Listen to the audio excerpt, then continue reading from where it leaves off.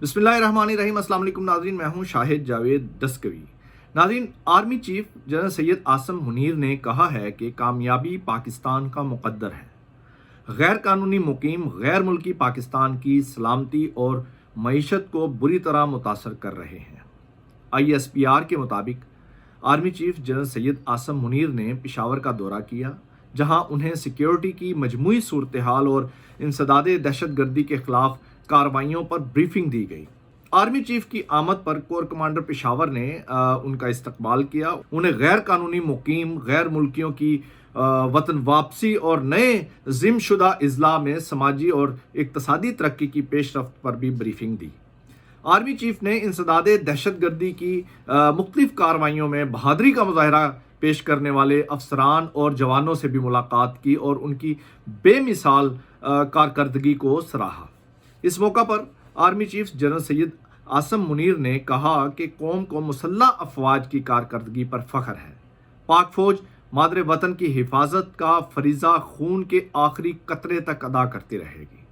General Syed Asim Munir نے کہا کہ دشمن قوتوں کے مذموم عزائم کو جامع حکمت عملی کے ذریعے ناکام بنایا جا رہا۔ غیر قانونی مقیم غیر ملکیوں کی وطن واپسی کا فیصلہ حکومت نے پاکستان کے وسیع تر مفاد میں کیا۔ انہیں باعزت طریقے سے ان کے ملکوں میں واپس بھیجا جا رہا ہے۔ دوسری خبر یہ ہے کہ اسلام آباد ہائی کورٹ میں دائر کی گئی درخواست میں استدعا کی گئی ہے کہ غیر قانونی تارکین وطن کے نام انتخابی فہرستوں سے نکالنے کے احکامات جاری کیے جائیں۔ انتخابی فہرستوں کی درستگی تک انتخابی شیڈول جاری کرنے سے روکنے کی ایک شہری آفتاب عالم ورک کی درخواست پر اسلام آباد ہائی کورٹ کے چیف جسٹس عامر فاروق نے سماعت کی۔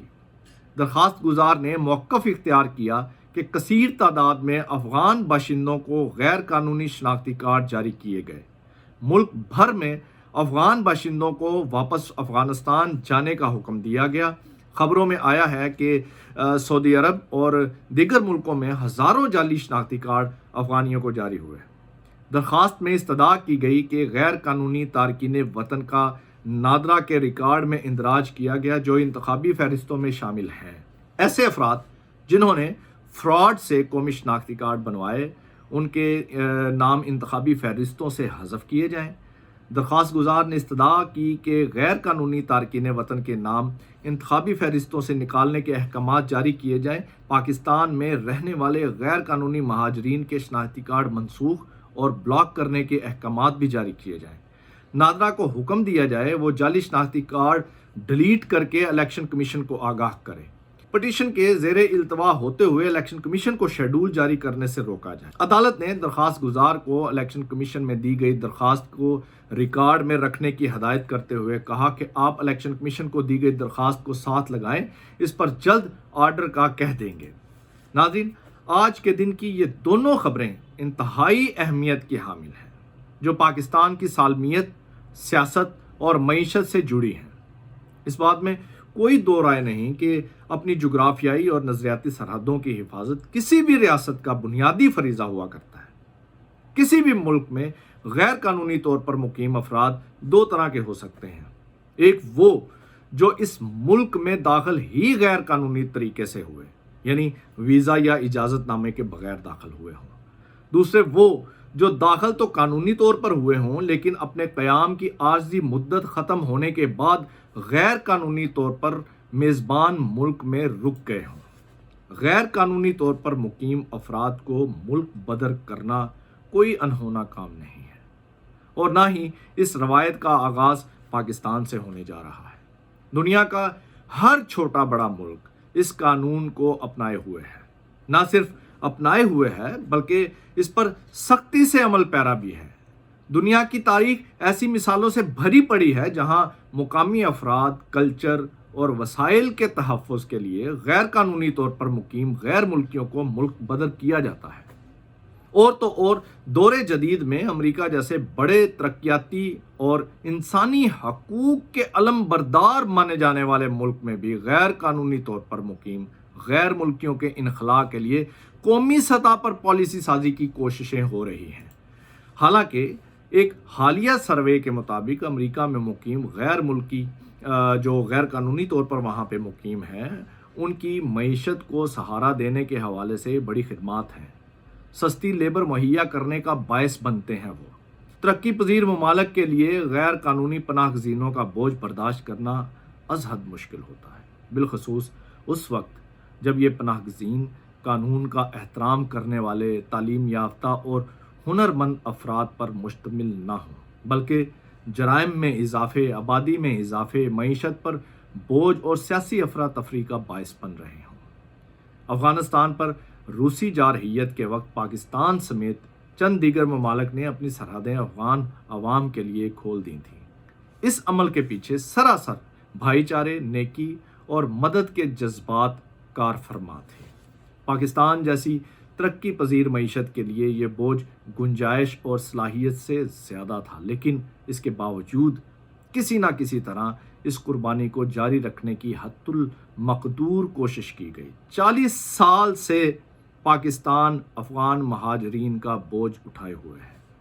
پاکستان کو ان قربانیوں کا یہ صلہ ملا کہ الٹا پاکستان پر الزامات لگائے گئے کہ یہ افغانستان میں دراندازی کر رہا ہے، یہ افغانوں کی مدد نہیں کر رہا، یہ پاک افغان سرحد پر تجارت میں رکاوٹ ڈال رہا ہے، جبکہ دوسری طرف حقائق یہ تھے کہ ان افغان پناہ گزینوں کی وجہ سے ملک کا ثقافتی، معاشی، انتظامی، قانونی اور سیاسی امن و سکون تہو بالا ہو رہا تھا۔ دہشت گردی کی کارروائیوں اور دہشت گردوں کی سہولت کاری کی کڑیاں بھی افغان پناہ گزینوں کے کیمپوں اور ایسے بچوں سے جا ملنے لگیں جو کسی نہ کسی وجہ سے دہشت گردوں کے آلۂ کار بن کر استعمال ہوتے رہے ہیں۔ خیال تھا کہ افغانستان سے امریکی انخلاء کے بعد حالات خود بخود معمول پر آنے لگیں گے، اور چونکہ ماضی بعید اور ماضی قریب میں کئی بار افغان پناہ گزینوں بالخصوص غیر قانونی طور پر مقیم باشندوں کو وطن واپس جانے کی اسکیمیں آفر کی جا چکی ہیں، اس لیے افغانستان میں امن قائم ہونے کے بعد انخلاء کا یہ سلسلہ شروع ہو جانا چاہیے تھا، کیونکہ ایران، ترکیہ اور جرمنی جیسے ممالک سے بھی لاکھوں افغان پناہ گزین حالیہ برسوں میں وطن واپس پہنچ چکے ہیں۔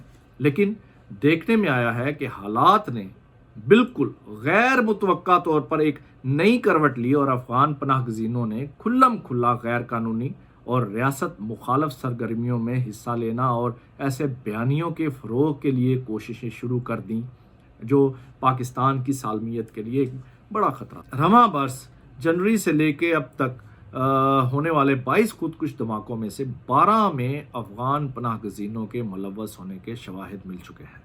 یہ سوال کیا جا سکتا ہے کہ اگر اتنا کچھ ہو رہا تھا، اس ساری صورتحال کا علم بھی تھا، تو حکومت پاکستان نے ماضی میں ایسے اقدامات کیوں نہ کیے جن سے اس سب کا ازالہ ممکن ہوتا؟ تو اس کا جواب یہ ہے کہ ایک تو افغانستان میں امن و امان کی صورتحال ایسی نہ تھی کہ افغان بھائیوں کو وطن واپس بھیجا جا سکتا، اور دوسری پاکستان کی داخلی صورتحال ایسی رہی کہ عالمی دباؤ کے پیش نظر اس سلسلے میں نہ کوئی جامع حکمت عملی ترتیب دی جا سکی اور نہ کوئی اقدام اٹھایا جا سکا۔ اب جبکہ افغانستان میں جنگ کا خاتمہ ہو چکا ہے اور دوسری طرف پاکستان داخلی حالات، افغانیوں کی مدد، علاقائی کشمکش اور عالمی بدلاؤ کی وجہ سے اپنے مشکل ترین دور سے گزر رہا ہے، تو چند اہم امور پر تلخ فیصلوں کا کیا جانا انتہائی ضروری تھا۔ انہی حالات و واقعات اور حقائق کو سامنے رکھتے ہوئے حکومت پاکستان نے یہ بڑا اور اہم ترین فیصلہ کیا، جس کے تحت اب تک 2.5 لاکھ سے زائد غیر قانونی طور پر مقیم غیر ملکی اپنے اپنے وطن لوٹ چکے ہیں۔ جو بچ گئے ہیں انہیں نکالنے کے لیے آپریشن جاری ہے۔ بھارت اور پاکستان دشمن دیگر قوتوں نے غیر قانونی مقیم غیر ملکیوں کے انخلاء کے آپریشن کو سبوتاژ کرنے کے لیے ایڑی چوٹی کا زور لگایا، منفی پروپیگنڈا کیا، افراتفری پھیلانے کی کوشش کی، لیکن حکومت، افواج پاکستان اور عوام اس فیصلے پر متحد و منظم نظر آئے۔ کسی قسم کا کوئی دباؤ قبول نہیں کیا گیا۔ بلا شبہ پاکستان پر پہلا حق اس کے عوام کا ہے۔ کسی دوسرے ملک کے شہریوں کا پاکستان کے وسائل پر کوئی حق نہیں ہے۔ پھر سب سے اہم بات یہ ہے کہ پاکستان کی سالمیت انتہائی اہم ہے، جس پر کوئی کمپرومائز نہیں کیا جا سکتا۔ اسی لیے آرمی چیف جنرل سید آصم منیر نے بھی دورہ پشاور کے دوران دو ٹوک انداز میں پاکستانی عوام کی ترجمانی کرتے ہوئے کہا ہے کہ غیر قانونی مقیم غیر ملکی پاکستان کی سلامتی اور معیشت کو بری طرح متاثر کر رہے ہیں۔ غیر قانونی مقیم غیر ملکیوں کی واپسی کا فیصلہ حکومت نے پاکستان کے وسیع تر مفاد میں کیا۔ پوری قوم اس فیصلے کے پیچھے کھڑی ہے، لہٰذا انہیں نہ صرف باعزت طریقے سے ان کے ملکوں میں واپس بھیجا جائے بلکہ ووٹر لسٹوں سے بھی ان کے نام نکالے جائیں۔ اس کے لیے اگر الیکشن کمیشن کو مزید وقت درکار ہے تو حکومت کو اسے وقت دینا چاہیے، بلکہ تمام سیاسی جماعتوں کو، تمام سٹیک ہولڈرز کو آن بورڈ لے کر یہ فیصلہ کرنا چاہیے، ورنہ الیکشن ایک بار پھر متنازع ہونے کا اندیشہ ہے۔ اسی کے ساتھ اگلے ویلاگ تک کے لیے اجازت دیجیے۔ اپنا اور اپنے چاہنے والوں کا خیال رکھیے گا۔